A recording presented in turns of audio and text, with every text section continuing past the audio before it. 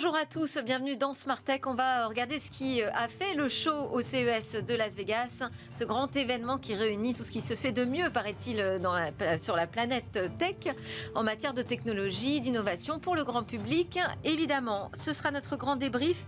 On aura aussi la chance d'être connecté avec des startups qui, au moment où nous enregistrons cette émission, sont encore sur place. Donc sans plus attendre, on va leur donner la parole parce qu'il est très tard pour eux.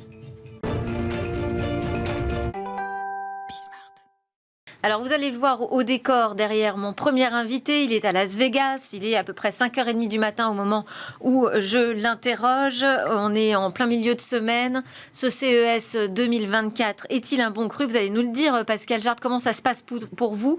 Vous êtes le fondateur de NCAPS, une start-up montpelliéraine qui propose des outils et des solutions aux entreprises pour qu'elles se préparent à l'implémentation du passeport numérique de produits. Alors, on va expliquer de quoi on parle ensemble. Mais avant, je voulais avoir un petit peu votre sentiment sur cette édition du CES 2024. Alors pour l'instant, on est ravis, on est vraiment comblés. On a eu la chance de recevoir de très nombreux prospects que l'on espérait avoir sur notre stand. Beaucoup de passages, et on peut le considérer beaucoup de passages de qualité, donc très important. Pour l'instant, ravis. Ok. Vraiment ravis. Super. Alors, on en vient au sujet. Ce passeport pour les produits, un passeport numérique pour les produits, ça va être bientôt une obligation en quelque sorte, puisqu'il y a une réglementation européenne qui incite, en tout cas, à davantage de traçabilité sur tous les produits qui sont mis sur le marché. Expliquez-nous ce que ça veut dire très concrètement de préparer une solution qui va offrir cette transparence sur les produits. Oui, c'est d'ici 2026. Donc 2026, c'est demain.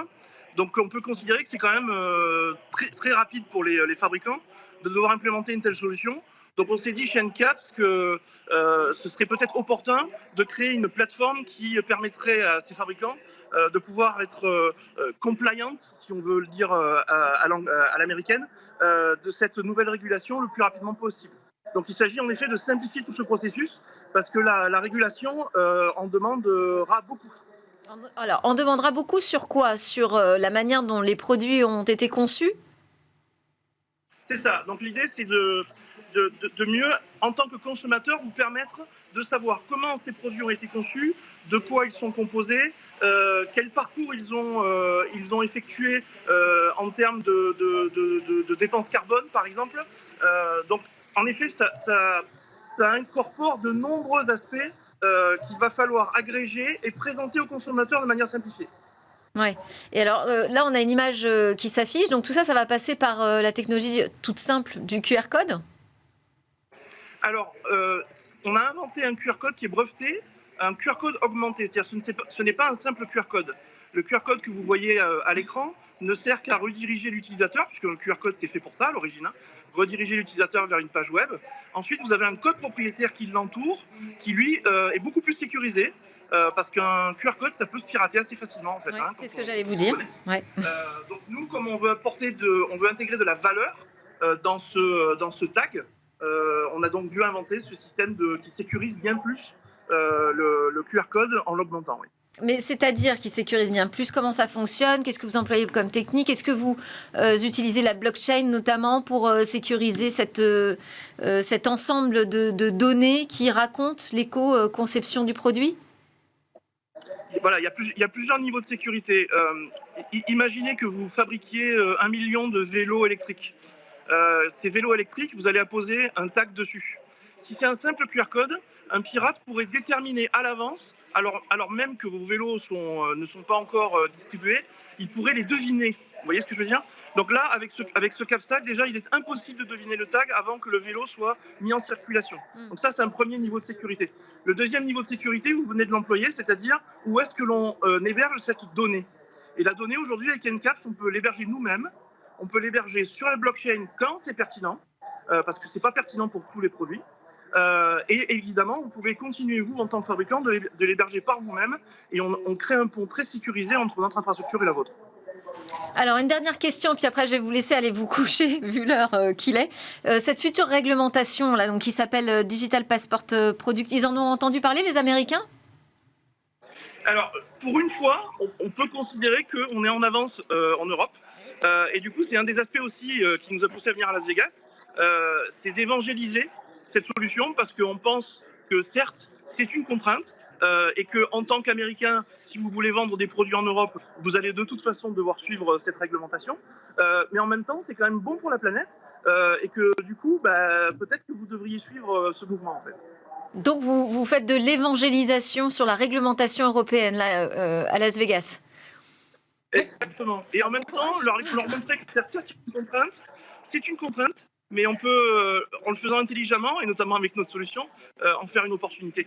Ok, merci beaucoup Pascal Jard, donc fondateur de NCAPS.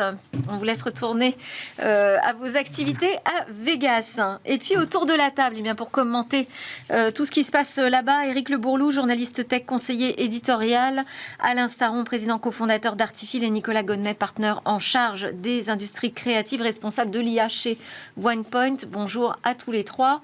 Bonjour. Je me disais, tiens Alain, ça ferait quand même une première réaction à ce qu'on vient d'entendre, la traçabilité qui va être imposée sur les produits comme ceux d'Artifil. Vous vous y préparez au passeport numérique de votre produit? Je suis très très content d'être venu là parce que j'en avais jamais entendu parler. Oui, mais c'est la magie de la réglementation européenne. Bravo. Ça, Alain. On va s'en occuper d'autant plus qu'effectivement on nous demande ça a toujours... été publié le 30 mars 2022.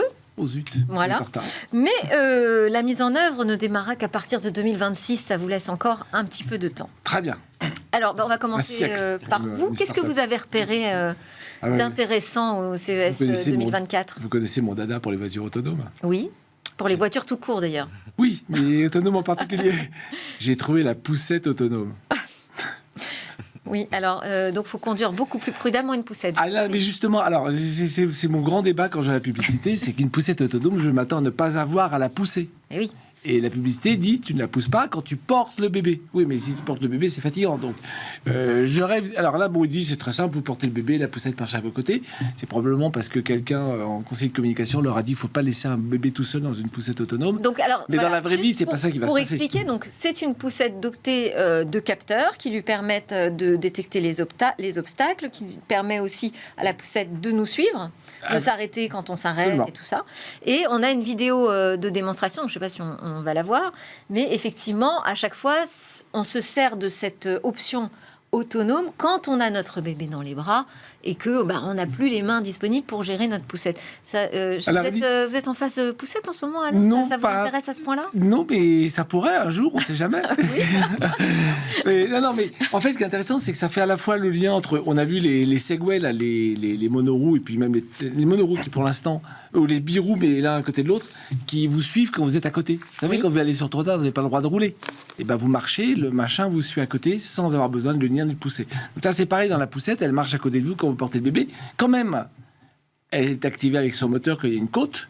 Et le bébé dans la poussette. Oui, il y a une aide à la poussée de la poussette. Bébé dans la poussette. Il y a un moteur qui commence à rouler, donc on n'est pas loin du vrai truc qui est... le bébé est autonome dans sa poussette, quoi. Mmh. Vous l'aviez repéré aussi, cette Gluckskid Ella, messieurs? Pas du tout, hein. Ouais. Ils sont pas en phase bébé. Figurez-vous que cette émission, je la prépare avec Lily Zalkind. Eh bien, elle l'avait repérée également. Comme quoi... Et voilà. Voilà, il y a peut-être un marché, il y a effectivement. Un bébé dans l'air. Bon, autre chose, Alain. Oui, c'est mon deuxième dada.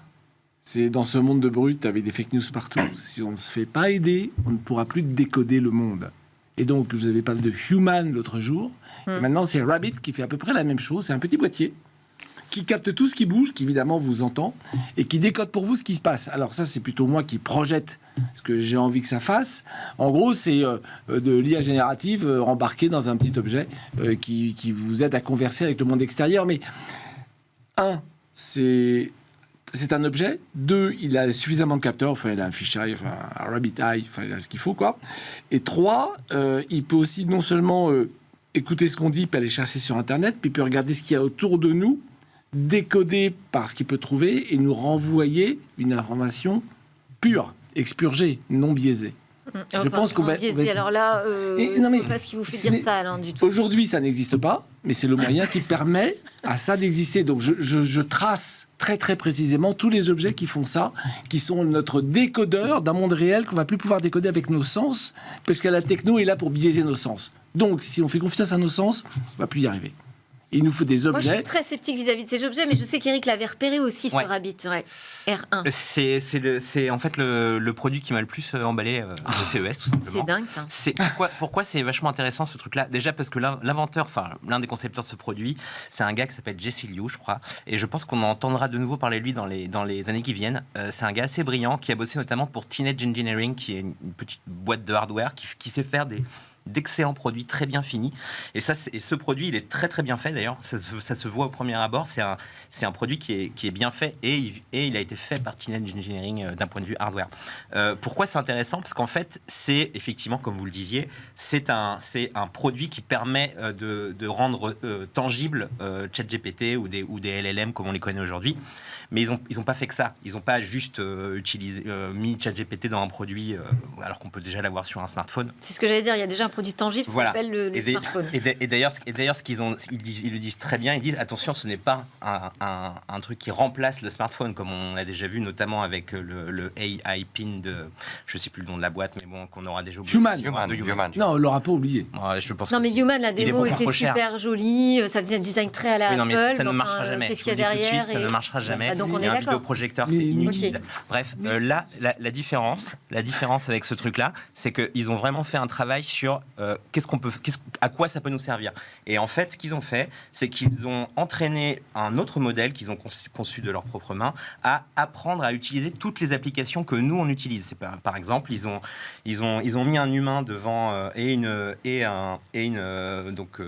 qui s'est mis à utiliser Spotify, par exemple, en essayant toutes les fonctions de Spotify, et ça a été analysé par leur modèle. Ils ont fait la même chose pour Uber, pour plein de services en ligne, ce qui permet ensuite que la machine comprenne ce que vous à la voix une action sur une application. Vous pouvez par exemple lui demander mets le volume plus fort sur Spotify, change de chanson, oui, mais enfin, passe à autre chose. Toute cette intelligence logicielle, on peut l'avoir sur son smartphone et alors aujourd'hui. Pas pour l'instant en fait. Pas pour l'instant, mais là non plus, pas pour l'instant dans le Rabbit, parce qu'il faut que ça fonctionne. C'est un petit peu comme un Zapier, je ne sais pas si vous connaissez cette appli, appliqué à l'intelligence artificielle. Donc c'est un peu comme si vous aviez un Zapier, c'est-à-dire une espèce de service qui peut automatiser des tâches à la chaîne. Pourquoi est-ce qu'on a besoin d'un matériel? Moi, c'est ça mon interrogation. Alors effectivement, il pourrait très bien développer une application pour smartphone, mais alors son idée, c'est, il est parti de ça d'ailleurs en disant on doit se passer des applications, parce que les applications sont silotées. À partir du moment où on utilise une application, on va aller par exemple sur le service de kayak au hasard, et donc on va utiliser tous les services de kayak, et puis après on doit passer une autre application. Son device, il l'a conçu pour qu'on n'ait plus associé des applications, mais qu'on puisse dire fais-moi un voyage à New York. Et donc là, il va aller chercher automatiquement sur Kayak, puisqu'il sait comment fonctionne Kayak. Ensuite, il va aller chercher sur Booking pour savoir comment il peut réserver un hôtel. Enfin, là, c'est le principe de la super app. C'est une super app, en fait. C'est une super app, donc c'est du logiciel. Donc ça pourrait arriver dans nos smartphones. Pourquoi est-ce qu'on a besoin d'un petit matériel supplémentaire qui va se rajouter dans nos poches, dans nos sacs? Parce que déjà... C'est parce que c'est juste pour le business model. Non, pour capter le capteur d'image n'est pas le même. Sur un smartphone, pour prendre des photos, il faut le tourner dans une certaine position. Enfin, c'est pas fait pour. C'est fait pour des selfies, prendre des photos. C'est pas fait pour capter le monde qui nous entoure. Ce que fait Rabbit. En fait, c'est vrai qu'en plus, on ne sait pas trop à quoi il va servir d'ailleurs le capteur d'image pour l'instant. Mais par contre, ce qui est intéressant, c'est aussi que c'est un smartphone. Il a dit, c'est un compagnon supplémentaire, et surtout, c'est pas cher. C'est-à-dire, c'est pas cher. Ça vaut $200. Ouais, d'accord. Ça vaut $200. En plus de. Par rapport à un smartphone, c'est vraiment pas cher. Ça et d'ailleurs, il est sold out. On peut pas se passer de son smartphone, je rappelle quand même. Je suis pas sûr. À partir du moment où sur le smartphone, vous en servez plus pour téléphoner, mais pour utiliser des applis, ce machin permet de remplacer l'usage de toutes les applis. Pour téléphoner quand même. Mais on va pas dire que ça va remplacer le smartphone, c'est sûr. En revanche, c'est pas cher. Et d'ailleurs, ça a été sold out en une journée. Oui. Alors non, mais ça, c'est 10 000 unités. Moi, je pense que c'est le côté lapin qui vous plaît, Eric. Ça n'a pas été le cas du Human Pin. Ça n'a pas été le cas du tout du Human AI Pin qui n'est. Mais il est à $1,000. Oui, 700. C'est la version plaquée. On a un chef IA ici en plateau. Nicolas, votre avis sur ces nouveaux appareils là qui en fait surfent quand même sur la vague ChatGPT et ces IA qui comprennent notre langage naturel? Juste pour répondre, en tout cas, la promesse évoquée par Alain, qui est de lutter contre un monde de désinformation, de post-vérité, je pense qu'elle est de plus en plus importante. Il y a Davos qui a fait son rapport annuel des risques mondiaux 2024, et le premier risque, c'est la désinformation. Une année où on a 2 milliards de gens qui vont aller voter, notamment aux États-Unis, en Europe, avec les élections européennes, et ce week-end à Taïwan. Donc, en tout cas, le sujet est important. Oui, mais la lutte contre la désinformation ne va pas passer par non. petit matériel de ce type. Mais en tout cas, ça fait voilà, l'objectif est louable. Moi, ce que je note à Las Vegas, c'est qu'on a de l'IA un peu partout qui s'immisce dans des objets, dans des apps, dans des services. Donc on le voit dans des poussettes, on le voit dans des petits lapins, on le voit dans des voitures. Dans des alarmes. Volkswagen là, qui va intégrer GPT, ChatGPT sous forme de voix. Dans les voitures, donc c'est quelque chose qui est en train d'arriver. Et moi, ce que j'ai noté, c'est Microsoft qui a fait une annonce qui paraît anodine, c'est-à-dire que les nouveaux claviers des PC qui marchent avec Windows auront une nouvelle touche qui va être une touche copilote. Et ça paraît anodin, mais en fait, c'est une révolution absolue, parce que la dernière fois qu'il y a eu une nouvelle touche sur un clavier de PC, c'était il y a 30 ans, en 94, pour Windows. C'était la fameuse touche Windows démarrer. Et ben voilà, donc la révolution de l'IA générative, elle est telle que on arrive à avoir un nouveau clavier avec une touche d'IA générative qui est copilote, qui permettra d'appeler tous les outils copilotes de Microsoft. Ils en mettent partout, d'ailleurs on s'y perd un peu parfois, parce que c'est dans l'operating system, c'est dans Word, c'est dans Office. Et donc ça va arriver aussi dans le bloc-notes, j'ai vu. Ça arrive un peu partout. Eric. Non, ça arrive sur toutes les applications Microsoft, effectivement. Et là, est-ce qu'on peut se réjouir de ça? Oui. Oui, non. J'aime bien l'enthousiasme d'Alain. Non, pour Microsoft, on peut se réjouir. Moi, je suis pas sûre d'avoir envie d'avoir l'IA dans mon bloc-notes, par exemple. Non, si on utilise Microsoft comme une aide à faire des choses, donc c'est qu'elle passe un outil de développement personnel, j'ai peut-être un peu fort, mais enfin, ça m'aide à écrire. Word, c'est plus facile à écrire qu'avec du papier et un crayon. Bien. À rajouter ces outils-là m'aide à écrire mieux, à faire mieux des tableaux Excel, à faire mieux des présentations. Et donc, c'est un accélérateur de mon développement personnel. Donc, oui, c'est très bien. Et c'est fermé, c'est-à-dire que c'est Microsoft. Ça reste à prouver, ça. J'ai l'impression qu'on n'en fait pas beaucoup moins. Ah mais en tout cas, l'IA n'en fait pas. Statistiquement. Peut-être qu'on a du mal à la recopier. Ouais. Donc voilà. Donc, dans le cas de Microsoft qui est fermé, qui n'est pas à vocation mercantile ni publicitaire, oui. Ouais. En tout cas, ce qui est intéressant, ce qu'on a vu au CES, c'est vrai que j'y pensais aussi à cette touche copilote qui a été lancée sur les PC.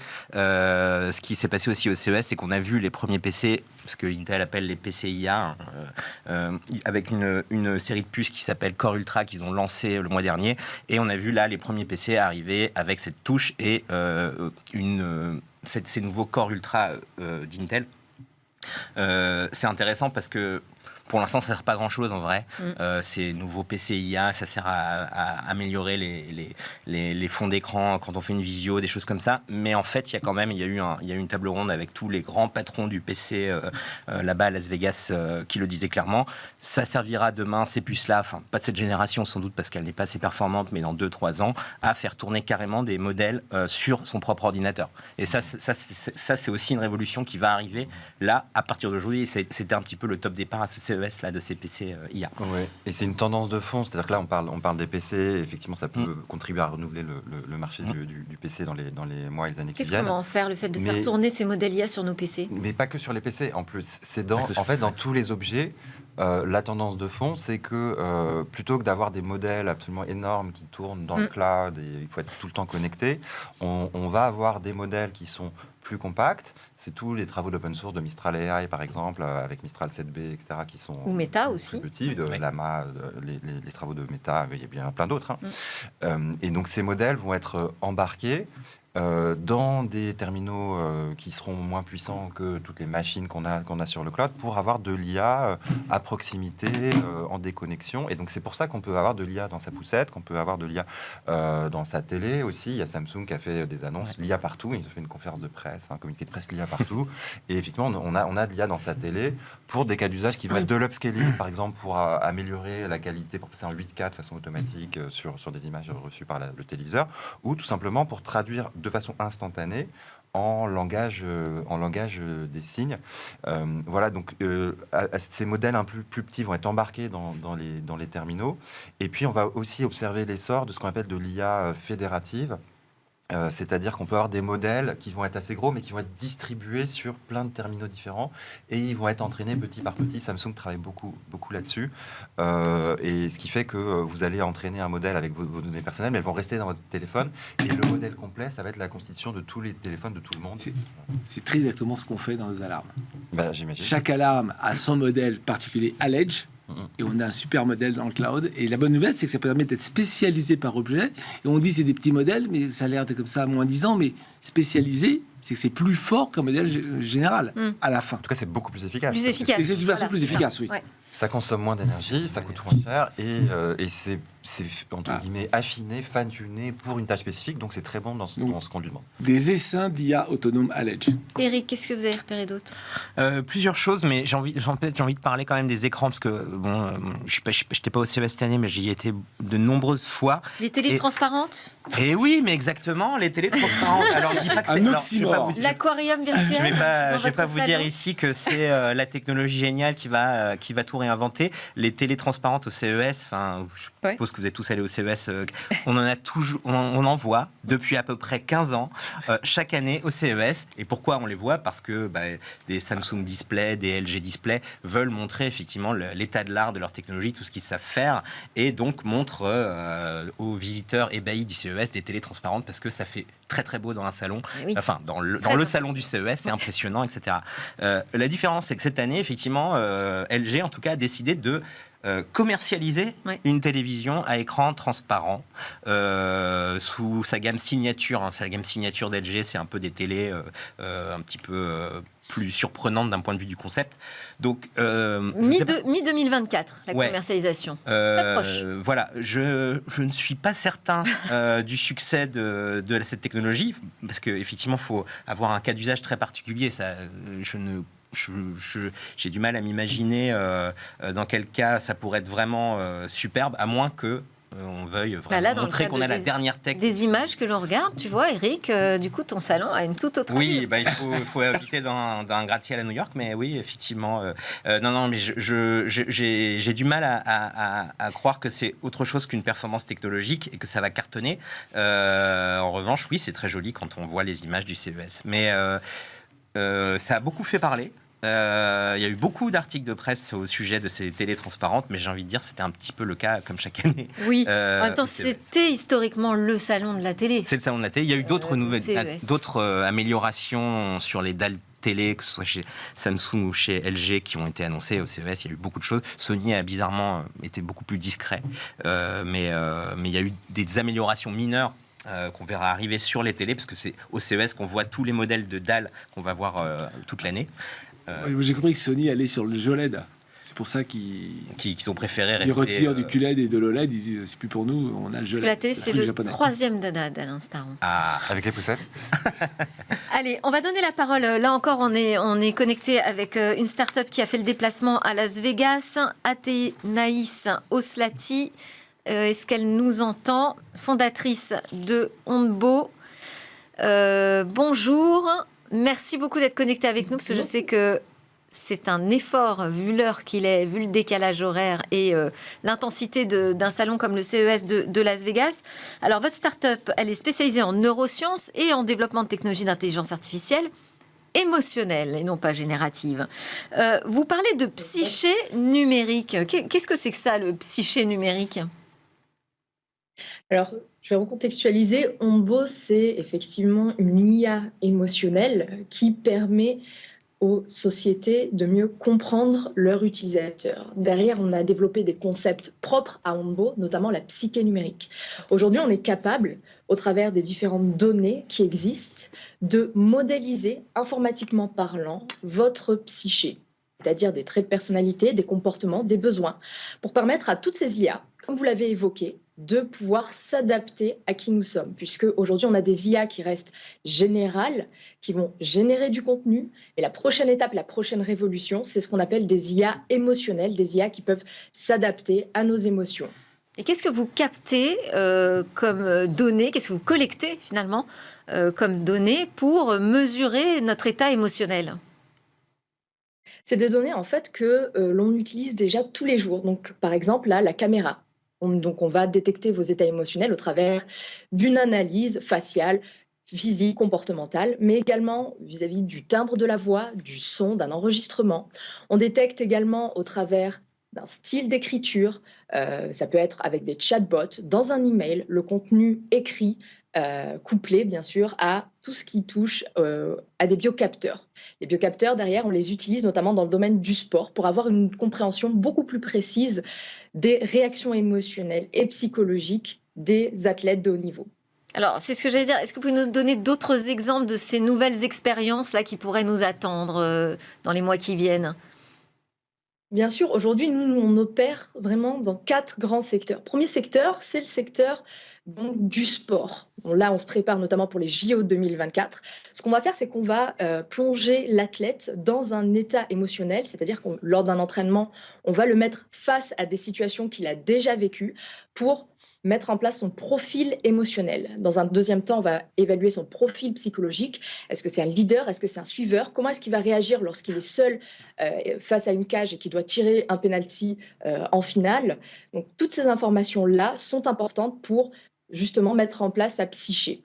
Le deuxième point, c'est nos algorithmes de prédiction et de recommandation. Ici, on vient aider le coach, on vient aider tout le staff technique, sportif, pour lui fournir la stratégie, leur fournir la stratégie adéquate pour adapter en temps réel, justement, ces stratégies. Donc ça, c'est dans le domaine sportif. Ensuite, on est également dans le domaine, ce qu'on appelle du retail, plus particulièrement de la beauty tech et du luxe. Ici, l'objectif, il est double. Premièrement, améliorer l'expérience client en magasin, mais également en ligne, pour avoir une expérience qui soit hyper personnalisée.